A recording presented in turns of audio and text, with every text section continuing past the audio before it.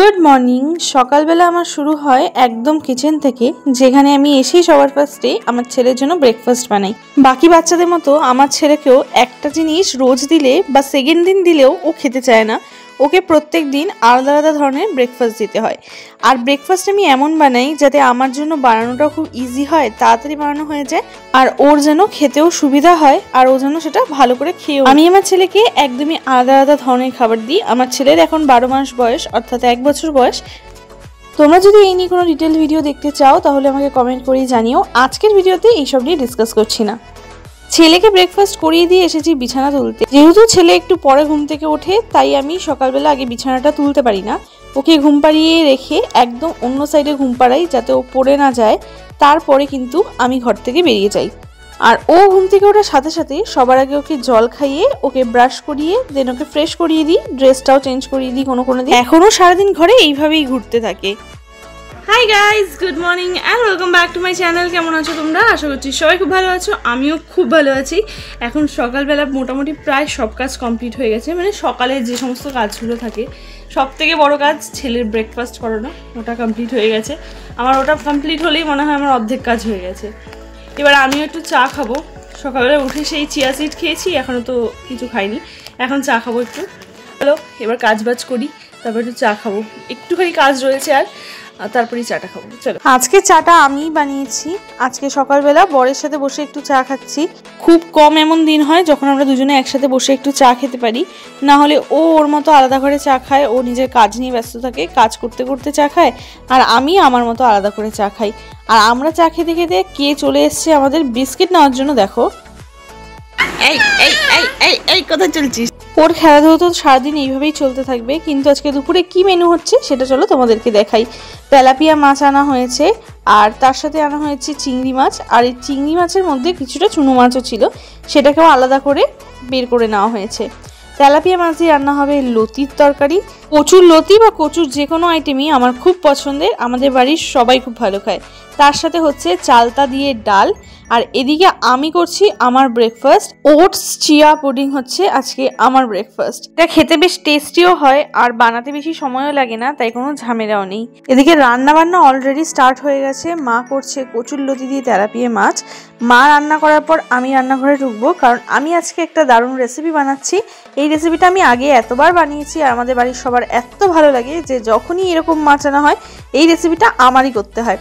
সেটা হচ্ছে চিংড়ি মাছের বাটা। এই কুচো চিংড়িগুলোর বাটা ভীষণই ভালো লাগে। তোমরাও একবার এইভাবে ট্রাই করে দেখো, ভীষণই ভালো লাগবে। কাঁচা তেল দিয়েছি কড়াইয়ের মধ্যে, তেলটা একটু গরম হয়ে গেলে তার মধ্যে রসুন, কালো জিরে আর শুকনো লঙ্কা দিয়েছি দুটো। ঝালটা অবশ্যই তোমাদের পছন্দ মতো। তারপর ওগুলোকে তুলে রেখে কিছুটা পেঁয়াজ আমি দিয়ে দিচ্ছি। পেঁয়াজগুলোকে বেশ কিছুটা সময় নিয়ে লালচে করে ভাজবো। তার মধ্যে আমি কাঁচা লঙ্কা চিড়ে দিয়ে দিয়েছি।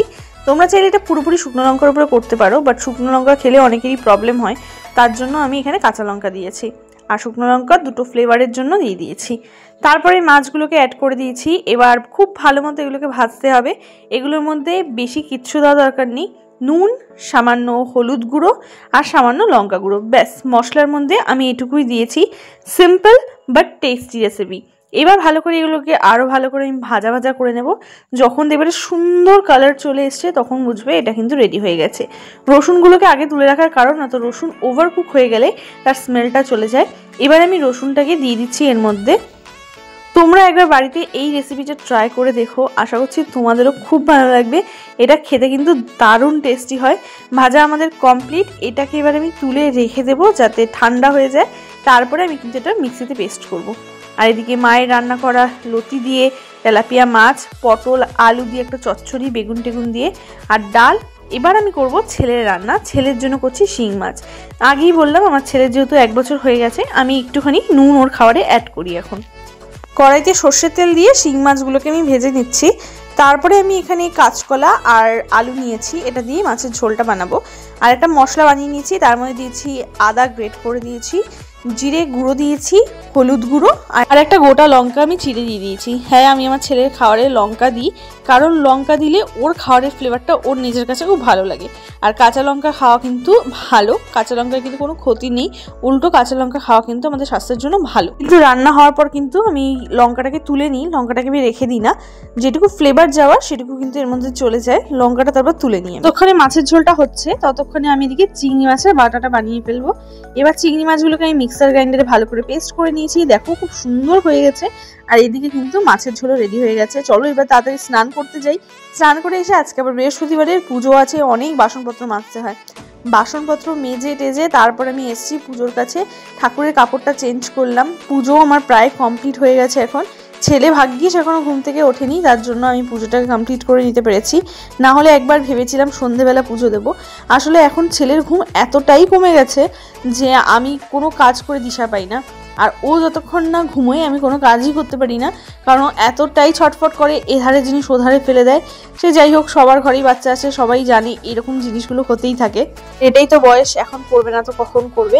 পুজো দিয়ে নিয়েছি, আজকে বৃহস্পতিবারের পুজো, তাই জন্য একটু সময় লাগে দিতে, কারণ পাঁচালি পড়তে আমার বেশ কিছুটা সময় লাগে। আমি খুব সময় নিয়ে ভালো করে পাঁচালিটা পড়ি, আমার মন থেকে পড়ি, যার জন্য একটু আমার সময় লাগে। আর আমি তাড়াহুড়ো করে একদম পুজো দিতে পারি না, আমার কাছে পুজো দেওয়াটা আমার জন্য একটা থেরাপি। আমার মন শান্ত হয় পুজো দিলে, যার জন্য আমি তাড়াহুড়ো করে কোনোদিন পুজো দিতে পারি না।